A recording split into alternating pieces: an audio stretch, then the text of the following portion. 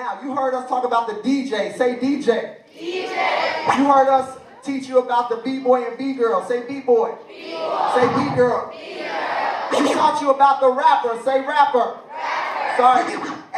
As we say it as an element, we say the MC. Say MC. MC. And that brings us to the fourth element of hip-hop, which is graffiti. Say graffiti. Graffiti. Now, graffiti is a street art. Graffiti started with kids and young adults and teenagers drawing bubble letters or spray painting tags or their name or their crew name or their DJ name. Now, we teach about graffiti, and I always start off by saying this. Street art is the element in the hip-hop culture that we want you to learn about and understand. But vandalization is not okay. So don't take this lesson or don't take what we're teaching about street art as a reason for you to go spray paint on somebody's property. That's not okay. That's not what we're teaching you about. Understood? We're teaching you about the culture of street art. Now, street art started with people spray painting bubble letters or murals or blow-ups or tags, and then it grew into an artistic movement and phenomenon, and now you can see graffiti in advertisements, in commercials, on t-shirts. I designed this graffiti right here on my t-shirt. It says Movement Revolution Dance Crew. It's our crew name. And now you can see graffiti in graphic design, on logos, in commercials, everywhere, right? In art galleries for sale for $1 million. It went from being street art to being recognized as fine art in some cases. But it started off with kids drawing bubble letters or creating their name or writing their alphabet in a cool way. And graffiti went from just being spray painted on a mural with cans that you see like this to being drawn or painted or spray painted on canvas and displayed in people's homes and in art galleries. But it started with a lot of popular street artists in New York and across the world in the 60s and 70s, and it blew up in the 80s with the hip-hop culture.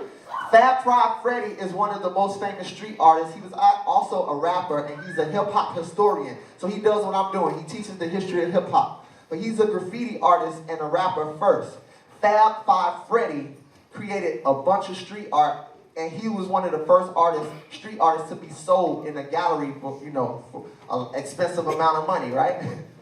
Another most famous and popular street artist is Jean-Michel Basquiat. He was a famous artist from New York, and artists like that made graffiti very popular and made it spread around the world. I wrote a song about it, and we're gonna do it for you. And it goes a little something like this.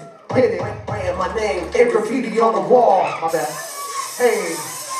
I'm writing my name in graffiti on the wall. Writing rap songs in graffiti on the wall. I'm writing my name in graffiti on the wall. Writing poetry in graffiti on the wall. I'm writing my name in graffiti on the wall. Writing rap songs in graffiti on the wall. As a kid, you would catch me drawing in my notebook, tagging up the pages with phrases and hooks. Writing bubble letters in my name with a marker, trying to get my style and my skill looking sharper. As a teen, I was blessed to be the hip-hop legend, a B-boy, M-boy, and write a name Raven. He taught me how to hold a brick and master control, to paint the perfect line, shapes, feelings, and zeros. Running with the writers, 12 cans in my backpack. I love to spray my name on the mural with a fat cat. On 53rd in the back of Mickey D's. High Park was the spot we used to spray graffiti on trains, walls, billboards, and more. And then they let us paint on the side of the stores for murals, burners, and taxi, throw it up. If you a writer, say something, spray something, get up.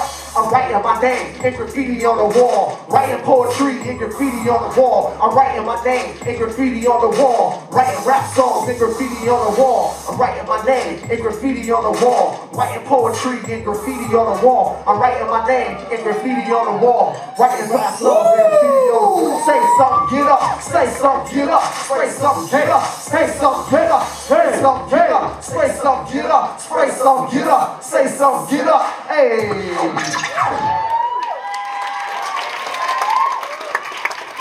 Oh, good job.